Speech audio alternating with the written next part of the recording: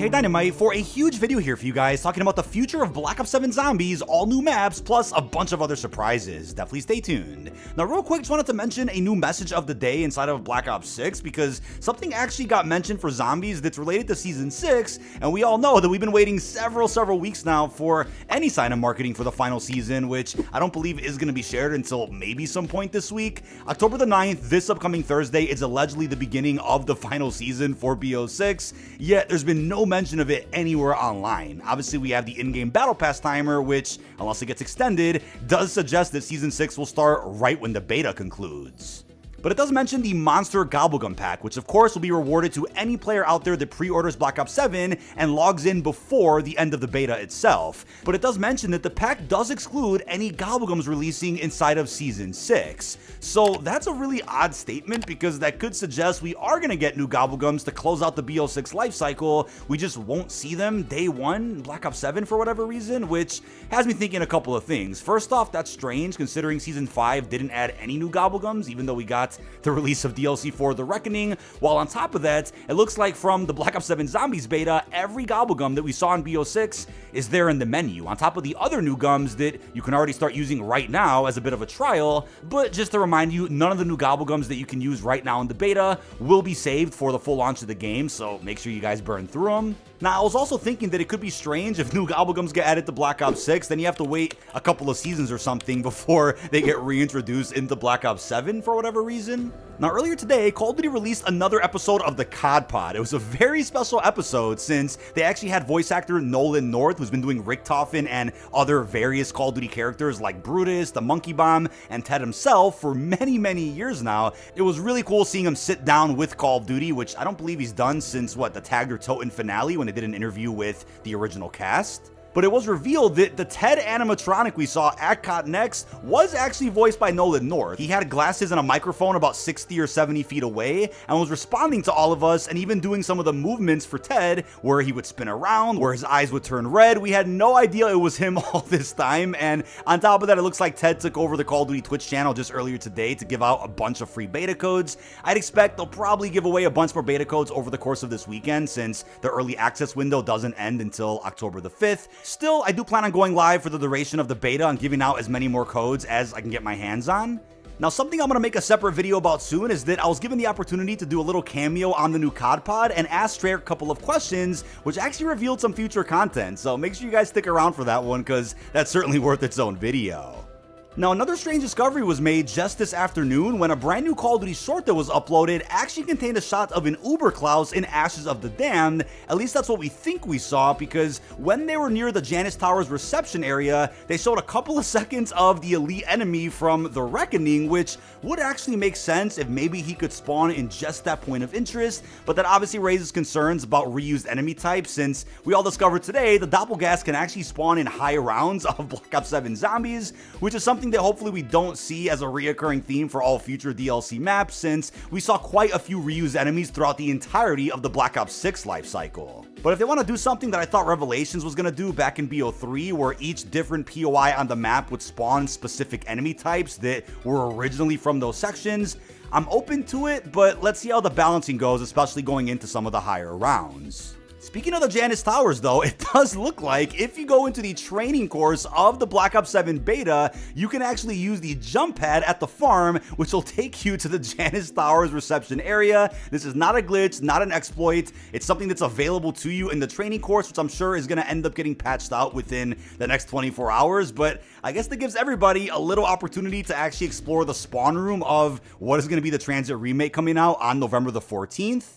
Now, during the COD Next broadcast, Kevin Drew did confirm that we're going to be getting 2 new survival maps during Season 1. Now, Season 1 allegedly is going to start, I want to say, in early to mid-December, certainly before the devs go on break for Christmas and New Year. What I'd expect, though, is that at the very least, these 2 survival maps do come out before 2026, although January would still be the Season 1 window. I think they plan on getting out these maps before they end up going on holiday break so that fans are left with a ton of content they can actually grind through. I'd honestly expect maybe 2 to 3 survival maps for every big round-based experience they release.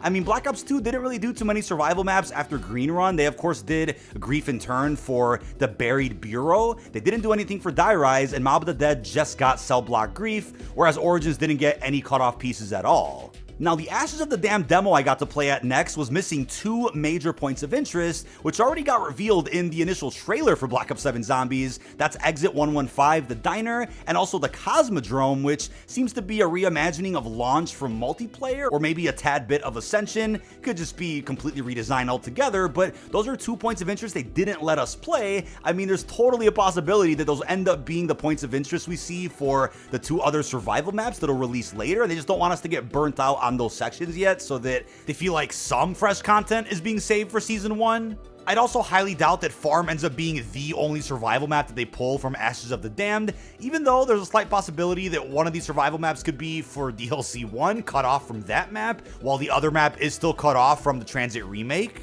But the points of interest that were already playable at Next honestly didn't scream to me like they would be good survival maps, whether it's Ashwood, whether it's the Blackwater Lake. So unless those are the survival maps we're going to end up seeing, I do think the diner and the launch facility would probably make for better and bigger survival spaces where you can envision a Pack-a-Punch machine, the Wonder Fizz, Arsenal machine, crafting table. That's probably where those machines would all fit in the best. Now, apart from that bonus content, Kevin Drew did confirm that DLC 1 is also releasing in the first season of Black Ops 7, and that it's, quote, very metal. Now, that could mean a number of different things. Does he mean metal like the material, the element, or metal like, you know, heavy punk rock, or like the vibe and atmosphere of the map? Could mean a number of different things. I know as of right now with the rumored list of DLC maps, there's the space station, Afghanistan, Vietnam, post-World War II New York where a bomb actually dropped, even Japan, or a specific temple next to a volcano. With those areas in mind and with the word metal, people right away are thinking about a space station. Now, something I talked about in a video several weeks ago is that a space station sounds like a good idea for a Moon reimagining or a big DLC 4 finale type experience. If it's DLC 1, then could this be the map that could one day dethrone the Reisendrach as the best DLC 1 of all time? I'm sure we'll get a teaser as to where we're going in DLC 1 within the in-game dialogue, and of course, the main Easter egg quest from Ashes of the Damned.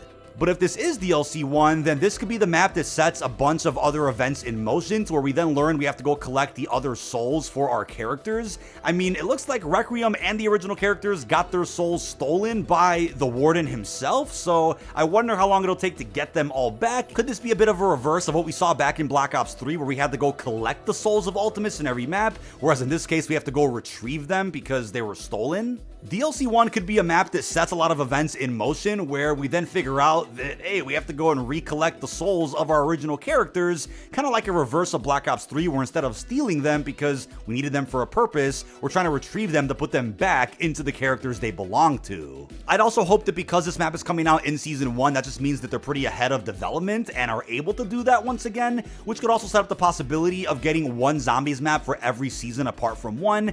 If there's 5 DLC maps, then yeah, that means that we would probably just not get a map in Season 6. Hopefully not a case like Black Ops 6 where they release all the DLC maps before almost April and then they end up doing a 3-month gap before the finale.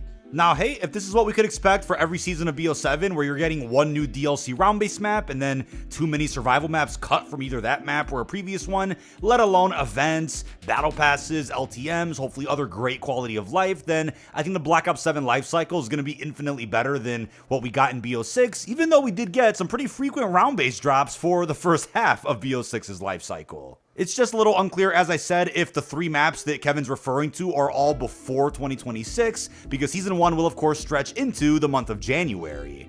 On a side note, I would also like to see other game modes implemented onto some of these small survival arenas, whether it's Grief, Turned, a starting room challenge, or even some crossover LTMs if they're going to do those again in BO7. I think that's something that Black Ops 2 did and was kind of ahead of its time in doing so, which I think Black Ops 7 could take even further. But as a reminder, the character bios for our original characters do give us some insight as to where they're from, and that all connects to the rumored list of DLC maps, which suggests that the maps that we're going to be going to in the DLC season are connected to each individual character, just as they were back in Black Ops 3. But that is about it. This has been DK Dynamite. Leave your thoughts down below in the comment section. What are your thoughts on some big new updates regarding the Zombies DLC season for BO7? I know the game isn't even out yet, but those teasers were too hard to pass up from COD Next that I just had to make a video about all of it. With that being said, really hope you've enjoyed, and peace out, everybody.